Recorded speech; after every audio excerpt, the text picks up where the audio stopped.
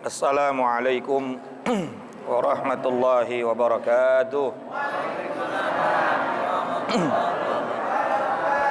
Ya Rabbi bil Mustafa balligh maqasidana waghfir lana ma madha ya wasi'al karami.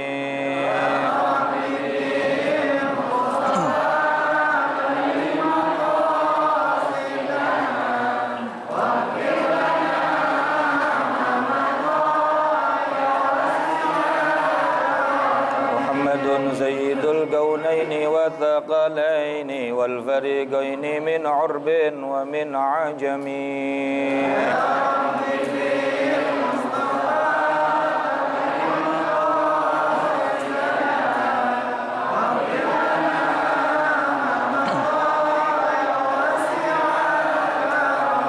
نبينا الآمر الناهي فلا أحد أبر في قول لا منه ولا النعم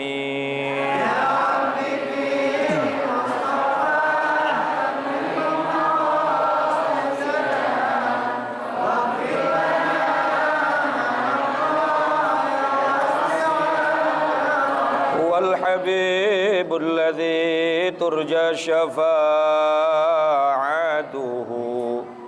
لكل هول من الأهوال مقتحم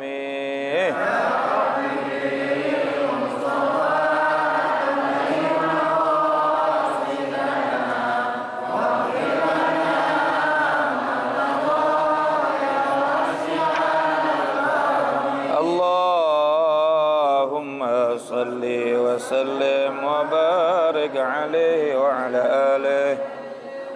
Alhamdulillahi wa kafa wassalatu wassalamu ala ibadihi alladhina istafa wa ala alihi wa sahbihi ahli sidqi wal wafa amma ba'du. Satu cek. Hadratul Mukarram yang mulia, para alimil ulama, para asatidz, para guru-guru kita,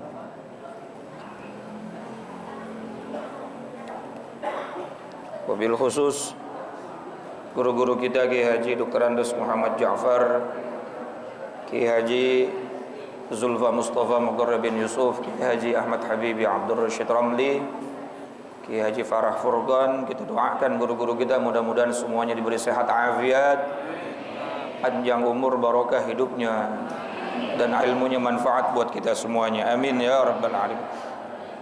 Pengurus Majelis Ta'lim Ukhuwah Islamiyah Bapak Haji Basrain, Ustaz Haji Muhammad Tahir, juga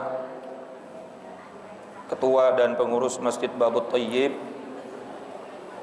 dan seluruh para hadirin jamaah, bapak-bapak dan ibu-ibu tanpa terkecuali, semoga semuanya mendapatkan rahmat dan kemuliaan dari Allah Subhanahu wa taala. Tanpa berpanjang kalam, mari sama kita lanjutkan kembali pembahasan kitab kita. Kembali kita baca suratul Fatihah. Mudah-mudahan Allah memberikan kita ilmu manfaat yang barokahnya mudah-mudahan bisa membuat kita hidup selamat dunia sampai akhirat. Al-Fatihah bil qabul wa ila hadratir Rasul ala hadhihi niyyah wa ala kulli niyyatin salihah wa ala man nawa salafus salih wa ila hadratin nabiyil mustafa sayyidina wa habibina wa syafi'ina wa maulana Muhammadin sallallahu alaihi wa alihi wa sahbihi wa sallama wa ala alihi wa azwajihi wa dhurriyyatihi wa ali baitihil kiram. ونخص خاصة لحضرة مؤلف الكتاب الإمام زين الدين بن علي المالباري الفناني وسيد الشيخ نواوي بن عمر الجاوي البندني وأصولهما وفروعهما وذوي الحقوق عليهما أجمعين أن الله يعلي درجاتهم في الجنة وأن يعيد علينا من بركاتهم وأسرارهم وأنوارهم وعلومهم ونفحاتهم في الدين والدنيا والآخرة وإلى أرواح والدينا وآبائنا وجميع المسلمين والمؤمنين والمؤمنات الأحياء منهم والأموات وإلى حضرة النبي الفاتحة. أعوذ بالله من الشيطان الرجيم. بسم الله الرحمن الرحيم. الحمد لله رب العالمين الرحمن الرحيم مالك يوم الدين إياك نعبد وإياك نستعين اهدنا الصراط المستقيم صراط الذين أنعمت عليهم غير المغضوب عليهم ولا الضالين. رب اغفر لي ولوالدي آمين.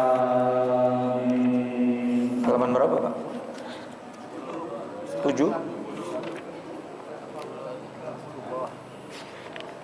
Bismillahirrahmanirrahim. Qala al-musannif rahimahullahu ta'ala wa nafa'na bi'ulumihi wa amadna bi asrarihi fid dharain.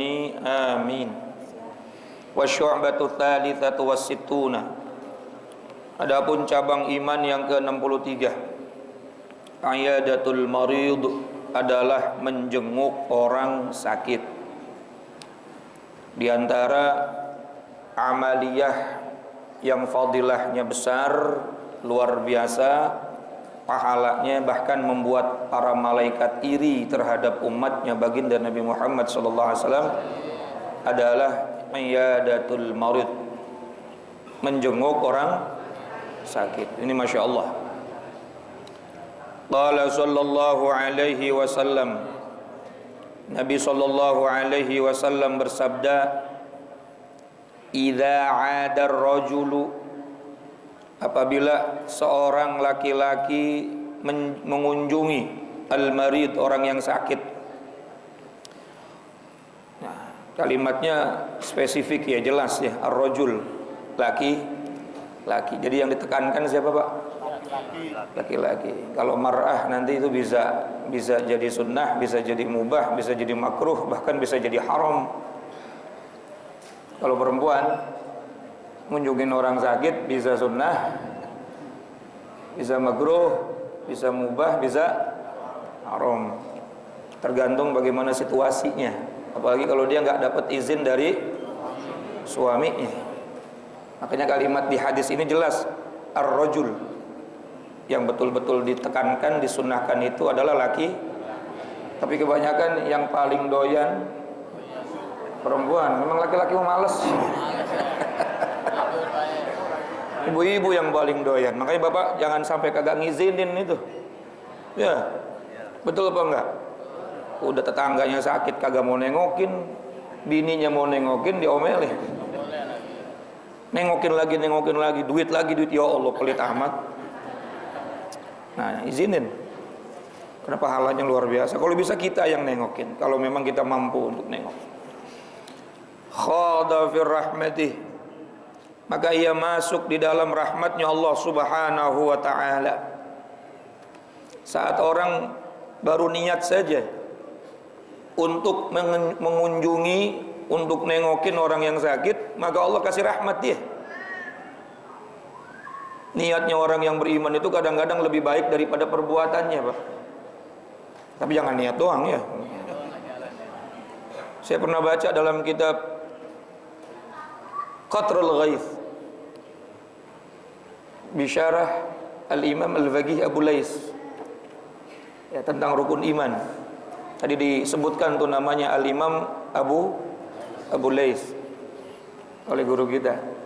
Orang-orang alim itu kalau kita ceritain, Masya Allah, managibnya luar biasa. Inda dzikrus salihin tanzilur rahmah.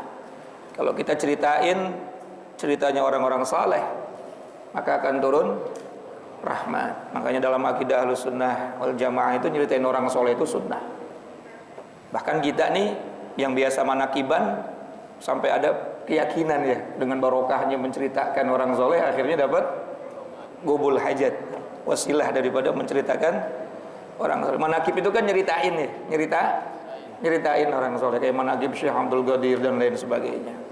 Karena asalnya tadi inda dzikrus salihin tanzilur rahmah. Nah, di dalam kitab Qatrul Ghaith, kecil kitabnya itu, dikatakan di sebuah hadis bahwa hebatnya umat baginda Nabi Muhammad sallallahu alaihi wasallam. Kalau dia berbuat kebaikan, niatnya sudah dihitung pahala. Niatnya sudah dihitung, terlepas apakah itu niat dilakukan atau tidak. Enggak hilang tuh pahalanya, pahala niat baik. 10 Muharram saya mau kasih santunan anak yatim, niatnya waktu tanggal 1, pas tanggal 10 lupa. Uangnya kepake, itu namanya juga tanggal muda ya. Apalagi gaji kita 10 koma kan, bukan 10,5 juta, bukan 10, tanggal 10 udah koma. nggak habis. Nggak jadi itu santunan, tapi niat baiknya nggak hilang tuh pahalanya. Dapat pahala satu. Kalau niat baiknya itu dikerjakan, direalisasikan, maka minimal apa yang dilakukan dari perbuatan baiknya umat baginda Nabi Muhammad SAW itu minimal 10 kali lipat. Man jaa bil hasanati falahu asyru amsalihha. Siapa orang mengerjakan satu perbuatan baik, maka minimal 10 kali lipat.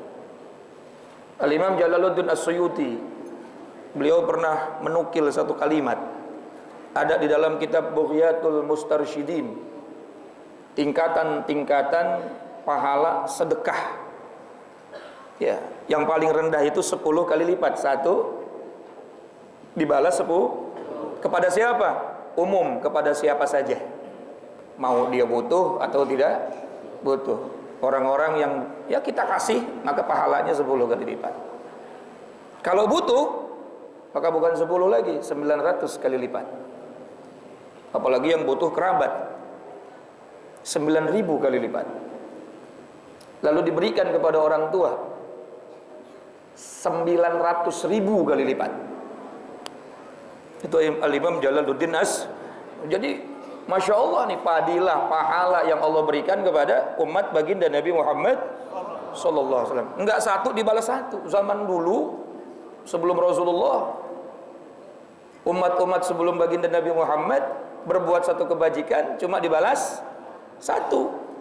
Tapi Allah adil, usianya dipanjangin. Paham nggak Pak?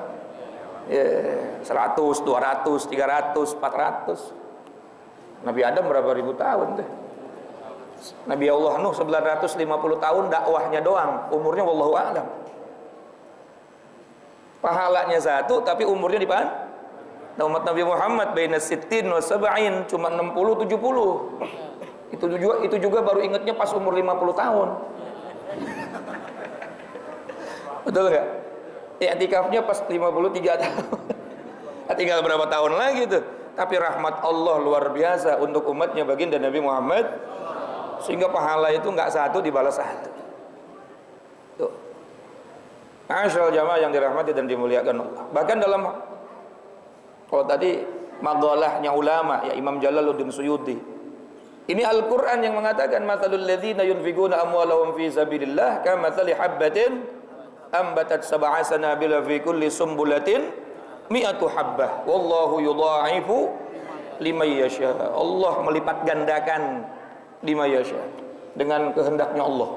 1:700 kali lipat. Nah, saya nggak mau baca tafsirnya karena takut kepanjangan. Guru kita banyak.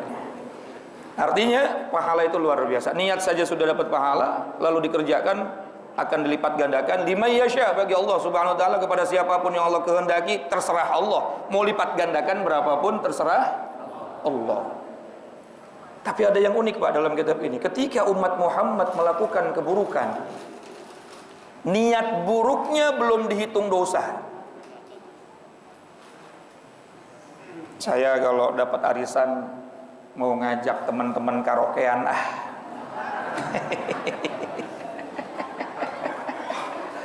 kagak langsung ditulis dosa tuh. Ya. Lon, kalau tadi niat baik langsung tulis. Kecuali dia realisasikan tuh niatnya, dia buktikan. Beda nih, ada niat buruk, ada prasangka buruk. Awas. Kalau prasangka buruk, inna ba'dadh-dhanni itsmun. Separuh dari prasangka itu udah dosa. Bedain ya. Niat buruk sama prasangka buruk. Kalau prasangka buruk udah dosa. Ya Allah, tadi kita dengar ayatnya itu orang nuduh zina, Masya Allah, nuduh zina luar biasa tuh. Dan ini sudah terjadi tiap hari, kita baru buka handphone udah orang, Masya Allah. Betul nggak? Orang nuduh itu wajib harus mendatangkan berapa saksi tadi? 4. Dan wajib harus ngelihat dengan mata kepalanya itu masuk ke itu dah pokoknya deh. Bukan cuma katanya, bukan cuma masuk rumah, bukan cuma masuk kamar, tapi itunya masuk ke matanya bukan lewat sisi, baru dia boleh mengatakan dia berzina.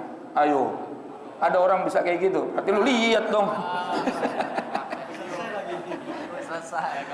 Masya Allah. Tapi sekarang orang baru jalan berdua aja langsung kita tuduh tuh. Ya Rabbi ya Karim, dipanggil jablay. Mulut kita terlalu kotor, pantasan doa kita sulit dijabah oleh Allah Subhanahu wa taala. Masya Allah. Nah, kalau niat buruknya itu dilaksanakan, baru wa man jaa bis-sayyi'ati fala yujza illa mithlaha. Dia melakukan keburukan itu nggak bakal dibalas 10 kali lipat, 100 kali lipat, 1000 kali lipat. Tapi Allah katakan cuma balasannya satu saja. Dosanya satu, balasannya cuma, sementara kebaikan dilipat. Makanya malaikat Jibril bilang, ajaban kaifal ajab. Aku ini bingung sama umatmu wahai Muhammad. Bingung kenapa? Bingung kalau ada umat Nabi Muhammad gak bisa masuk ke dalam surga. Niat baik udah dapat pahala, perbuatan baik dilipat gandakan. Niat buruk belum dihitung dosa, perbuatan buruk satu dibalas. Masya Allah, kok bisa-bisanya gak bisa masuk? Kalau hitung-hitungan kan banyakan apa? Kebaikan apa keburukan tuh? Kebaikan harusnya, betul gak? Nilainya nggak cukup sampai di situ Pak. Dalam kitab Fathul Ghaif, ketika seorang berbuat keburukan, ini malaikat Raqib sama Atid ribut. Ributnya bagaimana? Malaikat pencatat amal buruk ngomong sama malaikat pencatat amal baik, ini Jahit lagi maksiat nih, aneh tulis apa kagak? Kata malaikat pencatat amal baik, apa malaikat Raqib, da' ila sab'a sa'atin la'allahu yatub. Tunggu dulu 7 jam, jangan ente tulis. Syukur-syukur sebelum 7 jam dia tahu taubat.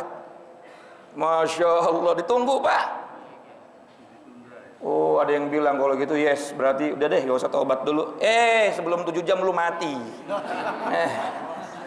Ini lagi bicarakan fadhailul amal, fadhailur rahmati ala ummati Muhammadiyah. Lagi bicarakan rahmatnya Allah kepada umat Nabi Muhammad, tapi jangan disepelekan, betul nggak? Ajjilu bitaubati qablal maut. Segerakan taubat sebelum datangnya mati secara maknawi atau mati secara hakiki, dicabut nyawa atau mati hati kita. Mumpung masih ada kepengen taubat, buru-buru tuh. Jadi kalau keinginan taubatnya dihilangin sama Allah, dicabut oleh Allah gimana? Betul nggak? Sementara badan masih hidup tapi nggak mau tahu, bahaya apa enggak? Bukan cuma 7 jam tuh, 7 tahun dia nggak taubat-taubat. Ntar nauzubillah ya men. Ini lagi bicarakan rahmatnya Allah kepada umat Nabi, tapi jangan disepelekan. Bisa dipahami kira-kira Pak? Masya Allah. Makanya kita alhamdulillah Pak, disuruh sholat 5 waktu dalam 1 hari 1 malam, nggak sampai 7 jam tuh. Zuhur ke asar harus sampai 7 jam nggak? Insya Allah kita taubat lagi. Asar ke maghrib nggak sampai 7 jam, taubat lagi. Maghrib ke isya nggak sampai 7 jam, taubat lagi. Isya ke subuh panjang tat, ya tahajud. Ada ta'lim, ada majlis, bisa jadi itu tempat wasilah taubat. Innal hasanat yudhibnas sayyiat. Kebaikan yang kita kerjain insyaallah secara otomatis ngapusin pahala-pahala keburukan kita di masa lampau. Masya Allah, sebelum 7 jam dicatat sudah terhapus. Termasuk iyadatul marid, nengokin orang sakit, dapat rahmat Allah, dapat ampunan Allah. Perjalanannya, niatnya, duduknya, patungan jeruknya, patungan APB-nya. Lah bapaknya kagak mau nganterin, akhirnya ibu-ibu nyewa APB. Hebat ibu-ibu, mudah-mudahan terus menerus kayak begitu tuh. Bapak-bapak mana ada yang mau nyewa APB Pak? Wah belagu bapak-bapak. Itu semuanya dihitung rahmat oleh Allah Subhanahu wa taala. Fa idza qa'ada 'indahu qarrat fih. Masya Allah. Lalu apabila ia duduk di sampingnya, maka rahmat Allah akan bersemayam dalam dirinya. Maksudnya Allah Subhanahu wa taala memastikan orang tersebut mendapatkan kebaikan-kebaikan yang banyak dari Allah Subhanahu wa taala. Wa qala sallallahu alaihi wasallam, Nabi sallallahu alaihi wasallam bersabda, "Idza 'adal muslim akhahu." Apabila seorang muslim mengunjungi atau menengok saudaranya, qala Allah Ta'ala, maka Allah Subhanahu wa taala berfirman, ini yang ngomong Allah, yang berfirman Allah, tibta, beruntunglah kamu, wa taba mamsyaka, dan beruntunglah perjalananmu, kita sudah dianggap beruntung oleh Allah, dan perjalanan kita bukan perjalanan yang sia-sia, tapi perjalanan yang membuat kita beruntung. Ini kan masih umum, kalimatnya umum di sini. Apakah keberuntungan itu berupa rahmat, ampunan, atau bisa jadi wasilah dikabulkannya doa? Kalimat keberuntungan dari Allah kan luas. Ya. Sudah niat mau nengokin orang, sudah dianggap orang beruntung. Perjalanan kita pun bukan perjalanan yang sia-sia, tapi perjalanan yang mendatangkan keberuntungan. Wa tabawwa'ta manzilan fil jannah. Bahkan Allah katakan, kalau begitu ambillah tempatmu di surga. Karena kamu jadi orang yang beruntung, ambillah bagian untuk dirimu, tempatmu di surga. Ini hadisnya sahih. Ya, di saat kita udah niat mau nengokin orang, sudah masuk dalam keadaan orang yang paling beruntung, perjalanannya juga perjalanan yang beruntung. Lalu Allah katakan, jika memang itu baik semua, niatnya baik semua dan tidak tercampur dengan kemaksiatan, apa kata Allah? Tabawwa'ta manzilan fil jannah. Silakan kau cari tempat kalian di surga. Subhanallah. Tapi memang berat banget ya. Apalagi musim Covid kemarin. Ada yang sakit udah kayak, waduh, takut banget kita mau nengokin. Yeah. Ngedenger orang bersin lebih serem ngedenger kuntilanak ya. Takut, Masya Allah. Nah sekarang udah agak dah. Mudah-mudahan kita bisa lagi mengamalkan amalan-amalan orang saleh nih. Ya, amalan yang bisa bikin malaikat cemburu karena pahalanya luar biasa. Ini masih ada beberapa hadis lagi karena waktunya sudah siang, masih ada guru-guru kita. Mudah-mudahan Allah Subhanahu wa taala berikan kita taufik dan hidayah, ada motivasi semangat untuk menengok orang yang sah. Insyaallah minggu depan kita akan bahas tata caranya, adabnya, tata keramanya, waktu-waktu afdolnya. Jangan sembarangan. Orang sakit itu juga butuh istirahat. Terus berapa lama waktunya kita waktu nengokin orang sakit? Ini orang sakit diajakin ngobrol, bahkan diajakin ngomongin orang. Ada waktunya, ada tata caranya, ada tata keramanya. Insya Allah kita bahas minggu yang akan datang. Supaya apa? Rahmat itu nggak hilang, rahmat itu nggak berubah jadi laknat. Ini kadang-kadang niatnya baik, ya, bukan dapat rahmat malah dapat dosa. Mudah-mudahan manfaat. Kurang lebihnya mohon maaf. Assalamualaikum warahmatullahi wabarakatuh.